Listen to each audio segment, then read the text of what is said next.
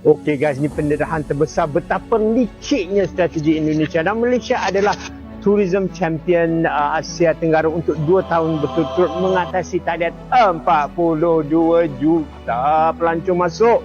Menang dari Indonesia 4-0. Tahukah anda bahawa Presiden Indonesia Prabowo ada strategi untuk menurunkan rupiah supaya orang Malaysia membayar hutang Indonesia? Sekarang nak bina ibu negara baru. Lepas tu dia juga jadikan anak saudara dia Deputy Governor Bank. Apa ni?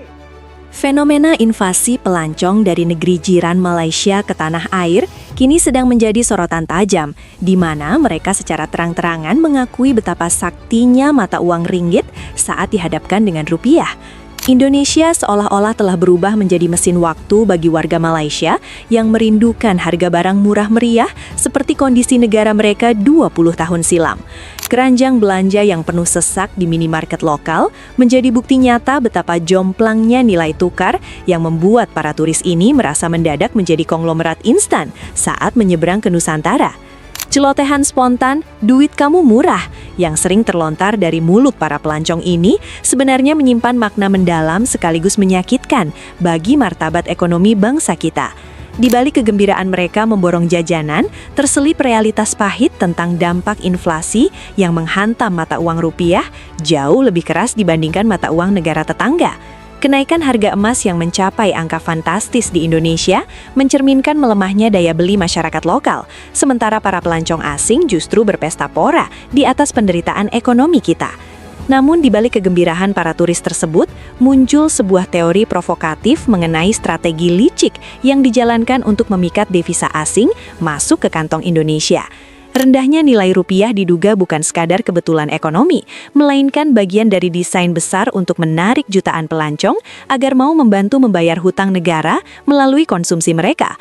Setiap transaksi yang dilakukan oleh warga Malaysia di objek wisata populer seperti Monas atau Pusat Perbelanjaan Jakarta secara tidak langsung memperkuat pundi-pundi ekonomi nasional di tengah krisis. Tak logik lah harga barang dekat Indomaret ni.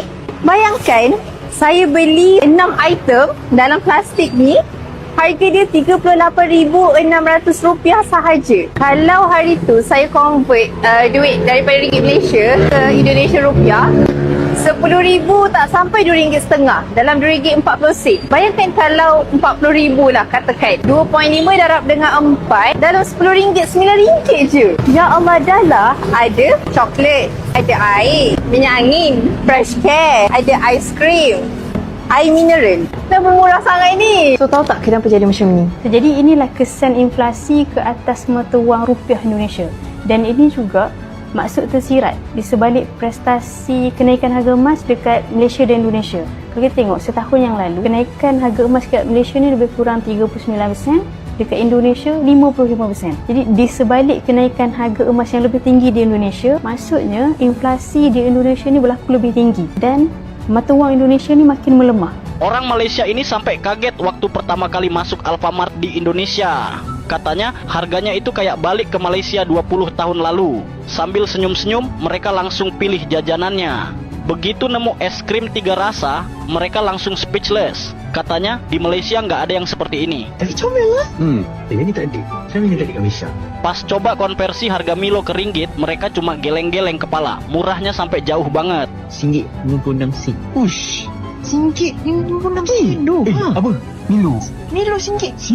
Mereka puas banget, cuma modal RM20 udah bisa belanja macam-macam. Bagaimana menurutmu? Komen ya, anjay.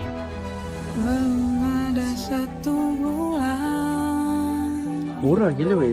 ku yakin masih ada sisa wangiku di bajumu. Namun kau tampak baik saja, bahkan senyummu lebih baju ni. lepas. Sedang aku di sini hampir gila.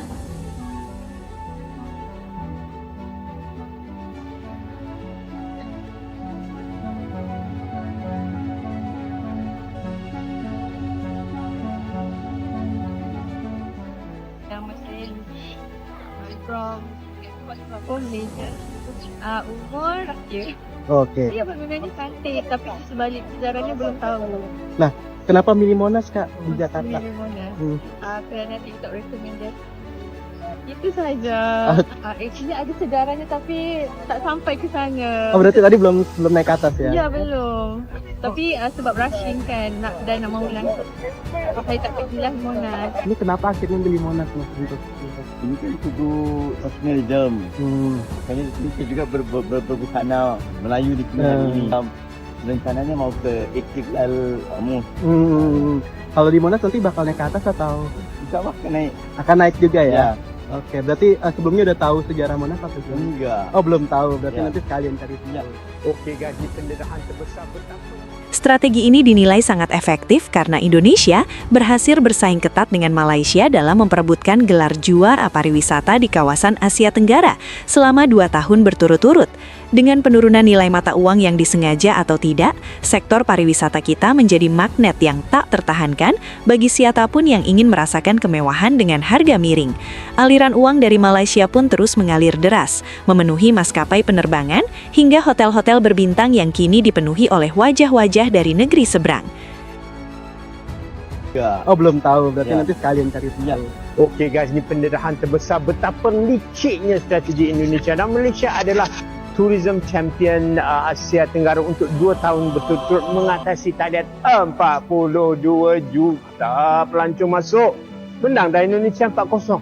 Tahukah anda bahawa Presiden Indonesia Prabowo ada strategi untuk menurunkan rupiah supaya orang Malaysia membayar hutang Indonesia kerana nak bina ibu negara baru. Lepas tu dia juga jadikan anak saudara dia Deputy Governor Bank. Apa ni? Dan bukan itu saja, dia telah jadi member Azhar Foundation of Peace. Boleh bayar 1 bilion US dollar. Sebenarnya tuan-tuan dan puan-puan sekalian, Prabowo itu pandai kerana dengan jatuhnya rupiah maka akan jadi seperti air duit masuk ke Indonesia. Sektor Jakarta KL, ingat minyak naik bagi Indonesia. Garuda 2.7 juta 646 ringgit, emas 938 ringgit, dekat 50% harga bas lebih pada Garuda. Kadar keuntungannya naik sehingga 31 juta. Salah satu syarikat tourism yang terbesar di Malaysia. Bukan itu saja, margin dia daripada 1% ke 5% kerana apa? Lagi ramai turis keluar daripada Malaysia, keluar negara. Ini strategi licik dia ya. Memanglah bila kita ke sana kita shopping, maka untuk orang Indonesia. Saya pun tak sangka bila saya ke Indonesia naik Woods, rupanya bayar hutang dia orang kerana 53% daripada customer Woods adalah orang Malaysia. Saya pula, aku nak pergi Indonesia lah, beli apa aku murah.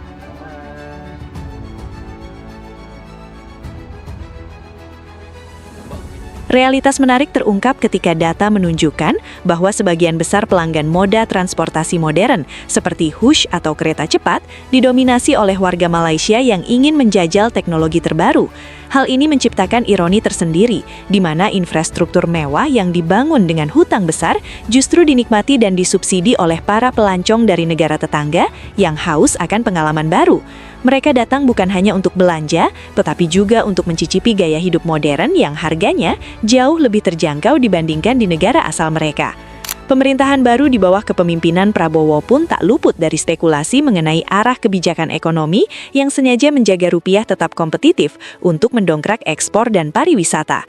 Langkah-langkah strategis seperti pemindahan ibu kota ke IKN dan penempatan tokoh-tokoh kunci di Bank Sentral dianggap sebagai upaya untuk mempercepat perputaran uang dari luar negeri. Dengan jatuhnya nilai tukar, sektor properti dan investasi di kota-kota besar Indonesia menjadi sangat menggiurkan bagi para investor dan pelancong Malaysia yang cerdik melihat peluang. Ketegangan antara kebanggaan nasional dan kebutuhan pragmatis akan turis Malaysia ini akan terus menjadi warna dalam hubungan bilateral kedua negara yang seringkali diwarnai persaingan. Namun satu hal yang pasti, selama harga nasi Padang dan es krim di Indonesia masih lebih murah daripada di Kuala Lumpur, gelombang pelancong ini tidak akan pernah surut.